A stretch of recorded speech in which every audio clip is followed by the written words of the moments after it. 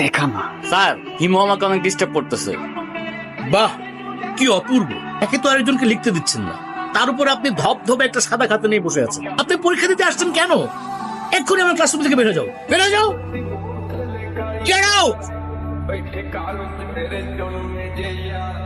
ওই শুভ্র, কিরে সমস্যা কি? ডাকি শুনুস না, ভাব বাড়ছে। আজকে এক্সামের মধ্যে দেখাইতে বললাম, কি করলি তুই? আমরা এক ক্লাসে পড়ি, ডাক দিস একটু দেখাবি না? কি করলি? উল্টা স্যারে বলে দিলি, কেন এটা কেন করলি? ও তোমাকে কেন দেখাবে? তোমার নিজের কি ব্রেন নাই? তোমার কি জ্ঞান বুদ্ধি কিচ্ছু নাই? তুমি বাসা থেকে পড়াশোনা করে আসতে পারো না? তুমি চুপ থাকো, আমি তোমার সাথে কথা বলতেছি। ও কেন চুপ থাকবে? আর ও তো ঠিকই বলছে, তুই বাসার থেকে লেখাপড়া করে আসতে পারস না। তুই কিন্তু মুখে মুখে কথা বলতেছিস। হ্যাঁ করতেছি তো, কি হয়েছে? কি করবি তুই? কি করবো না। আরে এই, কি করছো?